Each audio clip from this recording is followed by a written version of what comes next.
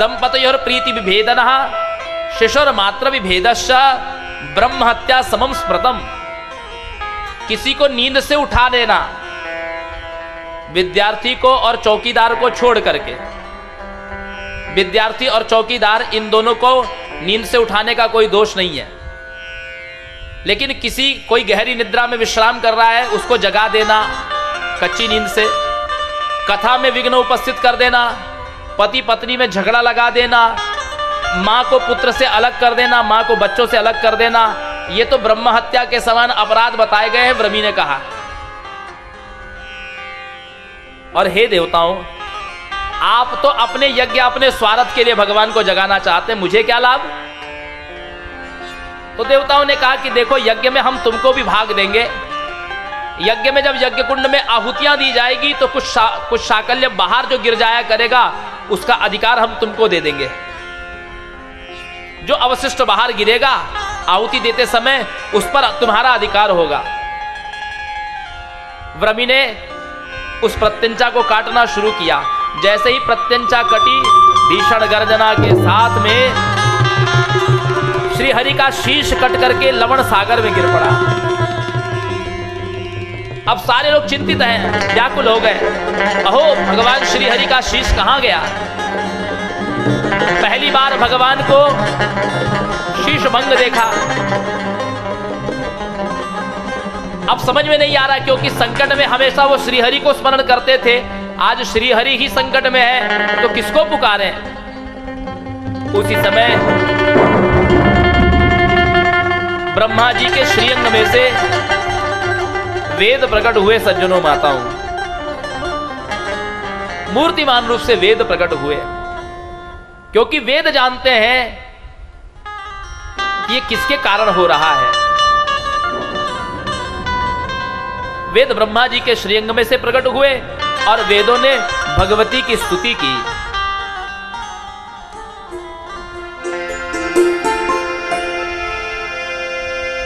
न ते रूपम वेतुम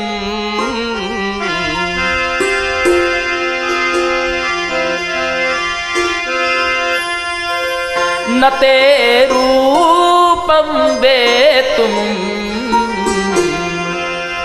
कथितुमिह योग्योऽसि पुरुष न नाम्नां संख्यां ते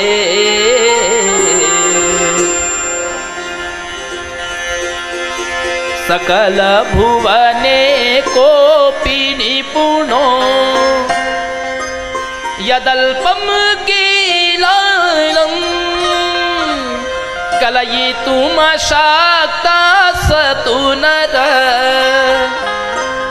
कथं पारावारं कलन चतुरस्याद्रतमति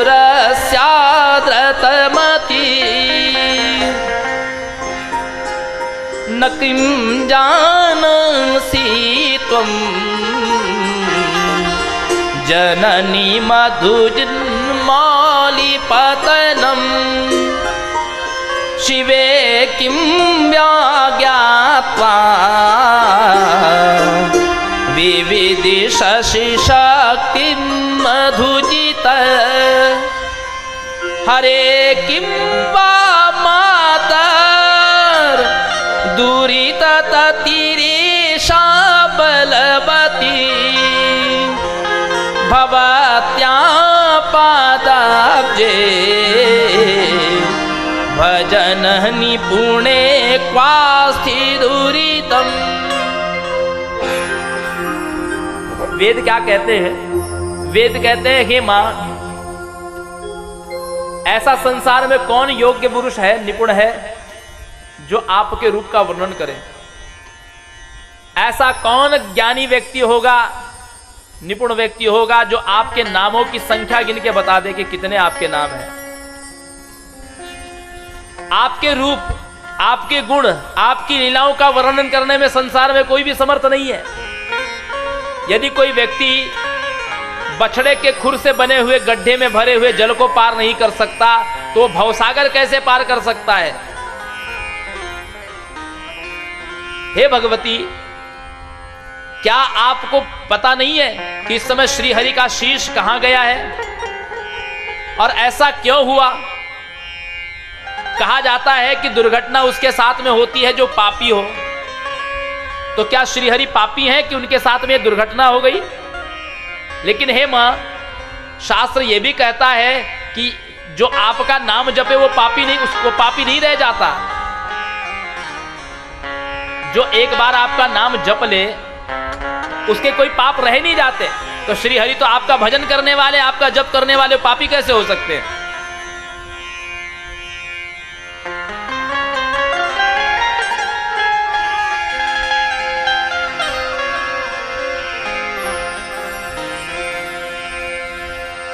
नश्यन्त्यघान्विता बन्ति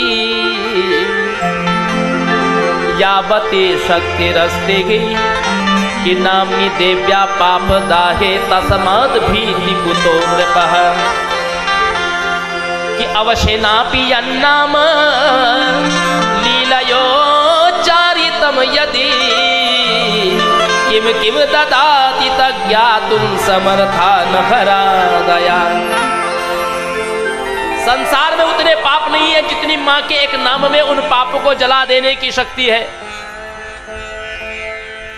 ऐसे नहीं कि आप ध्यान में, पूजा में, मंदिर में बैठ के मां का नाम लेंगे तो ही कल्याण करेगा। अवश्य नापि यन्नाम लीलयोच्चारितम यदि, कोई यदि हंसते खेलते भी मां का नाम ले ले, सोते हुए भाए कुभाए अनख आलसहु नाम जपत मंगल दिशि दसहु। आलस्य में भी, कुभाव से भी यदि मां का नाम स्मरण कर ले तो मां उसको इतना कुछ दे देती है कि जिसका वर्णन त्रिदेव नहीं कर सकते। तो हे मां, श्रीहरि तो कोई पापी हो नहीं सकते क्योंकि आपका नित्य नाम जपते हैं। तो मूर्ध्वा गतः कम हरेर्न विद्मो,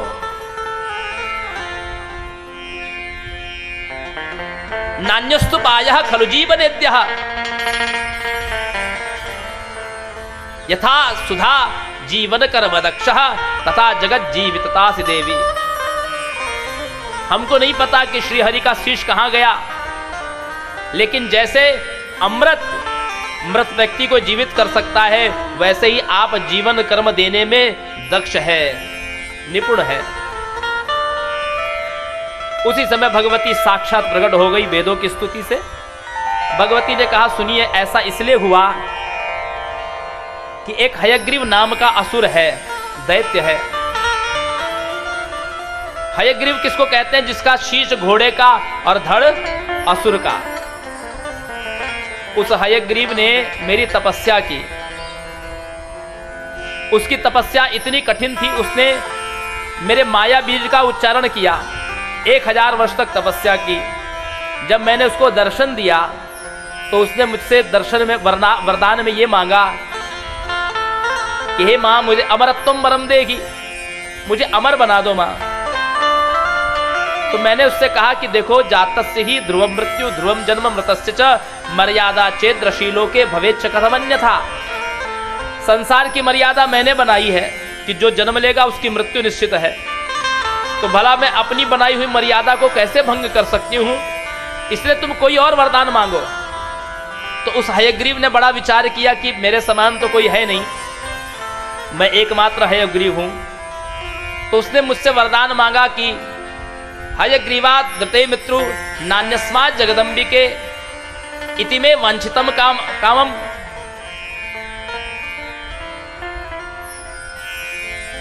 पूर्णीयम मनोरथम। हे माता, मुझे वरदान दीजिए कि मेरी मृत्यु हयग्रीव के द्वारा ही हो। तो मैंने उसको वरदान दिया, गृहम गच्छ महाराज महाभाग कुरु राज्यम यथा सुखम हयग्रीवा धृते मृत्यु।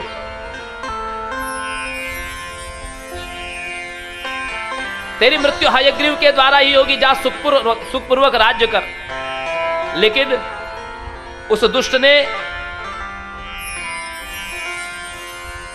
ने स्वर्ग पर अत्याचार किया, पूरी प्रजा को प्रताड़ित किया है, और उससे तुम लोग सब संतप्त भी हो। और इसीलिए तुम लोग श्रीहरि की सहायता लेने के लिए और यज्ञ के लिए आए हो। लेकिन मां हम इसका कारण नहीं जान पाए कि आप यह श्री हरि का शीश क्यों भंग हो गया। मां ने कहा सुनिए,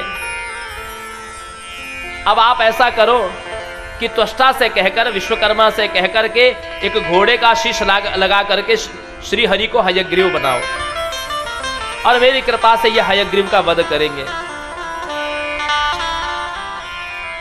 त्वष्टा ने एक घोड़े का शीश ला करके भगवान श्री हरि के धड़ पर संलग्न किया और भगवान हयग्रीव ने सबसे पहले भगवती के रीम माया बीज का, भुवनेश्वरी बीज का उच्चारण किया। रीम, घोड़े की बोली कैसे होती है? घोड़ा रीम बोलता है, हिन हिनाता है घोड़ा। तो रीम बीजाक्षर का सबसे पहले भगवान हयग्रीव ने उच्चारण किया और भगवती त्रिपुर सुंदरी के जो द्वादश उपासक हैं उसमें भगवान हयग्रीव का नाम सबसे ऊपर आता है और इन्हीं भगवान श्री हरि ने हयग्रीव का वध किया।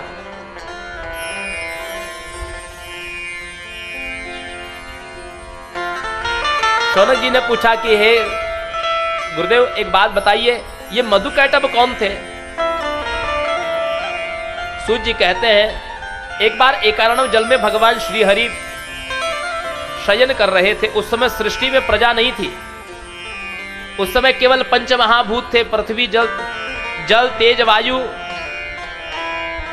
आकाश, ब्रह्मा जी। अब पृथ्वी की उत्पत्ति नहीं हुई थी, केवल चार तत्व हुए थे, आकाश, आकाश से वायु, वायु से अग्नि, अग्नि से जल, और जल राशि पर श्री हरि शेष शैया पर विराजमान थे, शयन कर रहे थे। पृथ्वी की उत्पत्ति नहीं हुई थी और भगवान श्री हरि के नाभि में से कमल उत्पन्न हुआ, कमल पर ब्रह्मा जी थे। शयन करते समय भगवान श्री हरि के कानों के मैल से दो दानव प्रकट हुए, उनका नाम हुआ मधु और कैटभ।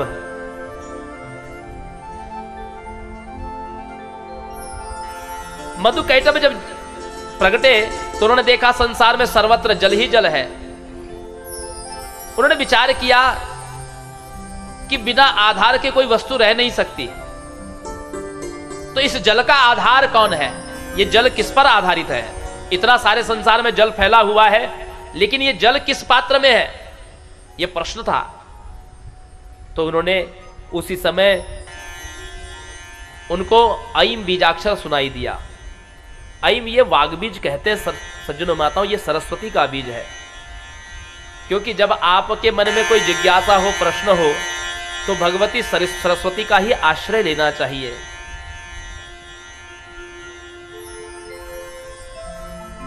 संशय का छेदन करने वाली देवी है सरस्वती। ऐम ये वाग्बीज है। ऐम वाग्बीज का इन्होंने 5000 वर्षों तक जप किया उस जल राशि पर खड़े होकर के। उसी समय भगवती ने अपना दर्शन देकर के इनसे कहा, वरम ब्रूहि। मधु कैटभ ने कहा कि यदि हम अमर हो सके तो हमको अमर बनाइए, क्योंकि संसार में व्यक्ति सब कुछ प्राप्त कर लेता है लेकिन मृत्यु के भय से मुक्त नहीं हो पाता।